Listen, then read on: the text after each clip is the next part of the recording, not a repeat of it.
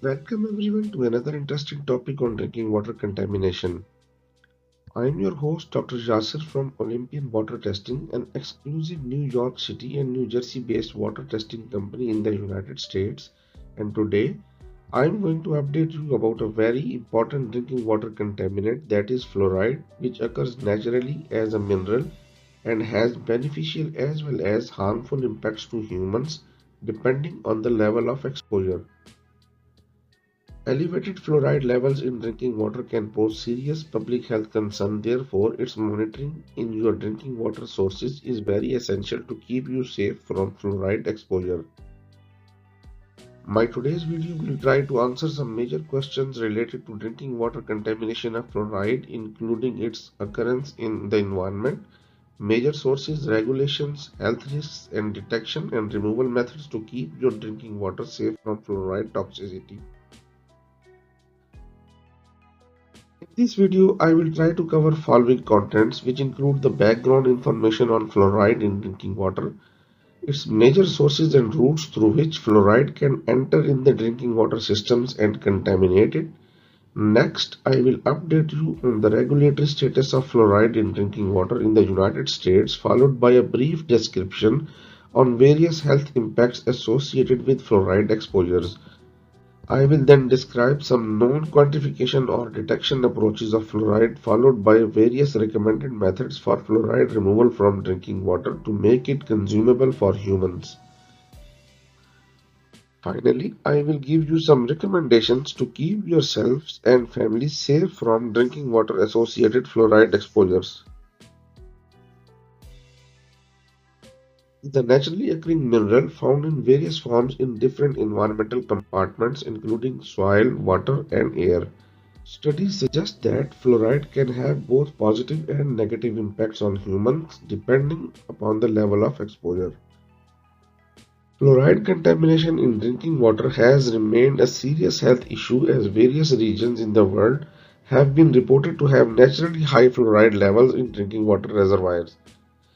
In the United States, Center for Disease Control (CDC) has identified community water fluoridation as one of the 10 great public health achievements of 20th century.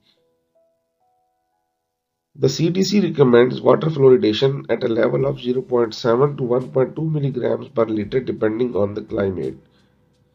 Fluoride has been reported to occur in drinking water through various natural and anthropogenic sources. The natural fluoride levels in drinking water can vary depending on the geology of an area. For example, some regions contain high fluoride levels naturally that can cause dental fluorosis, while others have as low levels that it is necessary to add fluoride in drinking water to protect against tooth decay. Few known natural sources include leaching and weathering. Fluoride levels in drinking water can also be impacted by human activities involving industrial pollution, including use of fluoride-containing chemicals, for example, aluminum, steel, and fertilizer industries, and agricultural runoff, which include fluoride-containing pesticides and fertilizers, etc. It is also worth mentioning that fluoride can leach into water sources from certain plumbing materials like lead pipes and old copper pipes to contaminate drinking water. Therefore, it is important to monitor fluoride levels in drinking water to ensure that they are safe and within permissible levels. Fluoride is also added to drinking water to prevent tooth decay where its natural levels in water are found in low concentrations. Fluoride contaminated water can have both environmental and human health impacts. Therefore, its monitoring in drinking water is essential to ensure fluoride-free drinking water supply to the consumers. Status of fluoride. In the United States, the fluoride levels in drinking water are regulated by the US EPA under Safe Drinking Water Act, which has set an MCL of 4 milligrams per liter in drinking water. Importantly, fluoride is added to the drinking water of many communities in the United States as a public health measure to prevent tooth decay. Further, fluoridation is more common in larger cities and in the eastern part of the United States, and according to CDC, around 74% of the US population on public water system received fluoridated water in 2020. EPA has also established regulations for fluoride in bottled water, which are enforced by the US FDA. According to the guidelines, bottled water must meet the same MCL as tap water, that is 4 milligrams per liter. For more details on fluoride, MCL and related information, I have provided following EPA URLs where you can find up-to-date details on fluoride, including frequently asked questions about fluoride in drinking water. Studies suggest that fluoride can have both positive and negative impacts on humans depending upon the level of exposures. Fluoride is beneficial for dental health in small amounts and helps prevent tooth decay by strengthening tooth enamel, making the teeth resistant to acids produced by bacteria in the mouth. However, exposure to high fluoride concentration may lead to dental fluorosis, a medical condition that can cause discoloration and damage to teeth. In more severe cases, fluoride may result in pitting, cracking, and even teeth loss. Excessive fluoride intake can also lead to many other health implications, including skeletal fluorosis, which is a condition causing bone and joint pain. Further, fluoride is a known neurotoxicant and has been associated with various neurological disorders. The toxic effects of fluoride in the central nervous system is multidimensional. It results from disturbances in metabolism regulation, synaptic functioning, the blood-brain barrier integrity, as well as oxidative stress and inflammation induction in neurons and microglia cells. Especially in children, its high exposure has been positively correlated with reduced cognitive functions, stunted growth, and bone deformation. Other adverse health impacts associated with excessive fluoride exposure include thyroid dysfunction and endocrine disorders. The risk of cancer from fluoridated water has been a subject of controversy and debate for many years, though no conclusive evidence that it causes cancer has been established. One major area of concern is osteosarcomas or bone tumors. However, this has been prompted by a study with animals, not humans. There are many methods available to detect and quantify fluoride in drinking water.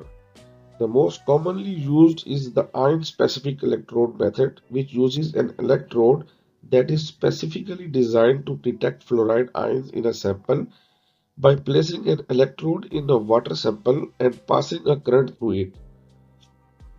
The voltage of the used current is measured, which gives information about fluoride ions present in water.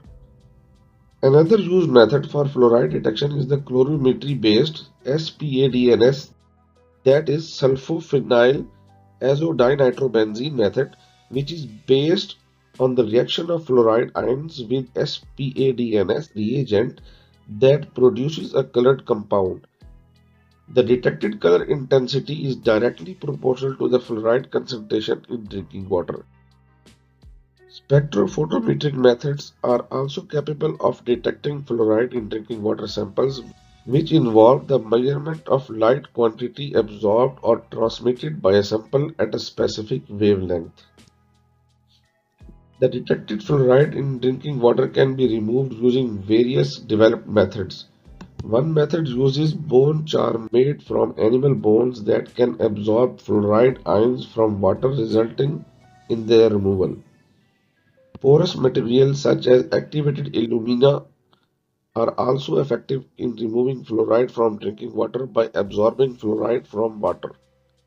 Reverse osmosis systems have a wide application of removing a variety of contaminants from drinking water, including fluoride, by passing water with pressure through a semi-permeable membrane. Other commonly used methods for fluoride removal from drinking water include ion exchange method and adsorption through the activated carbon. In order to keep your drinking water safe from fluoride contamination, it is highly recommended that you should conduct a routine monitoring of drinking water in your house and workplaces from certified professionals.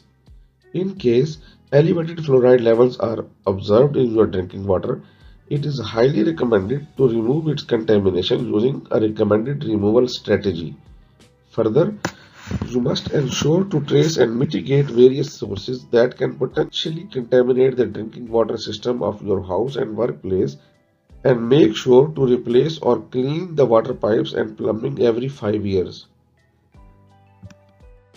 This is all about my video on fluoride in drinking water.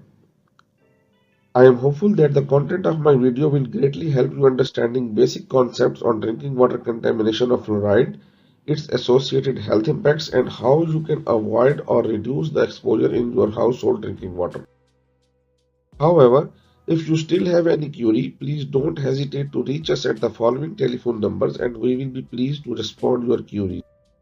Thank you very much and goodbye.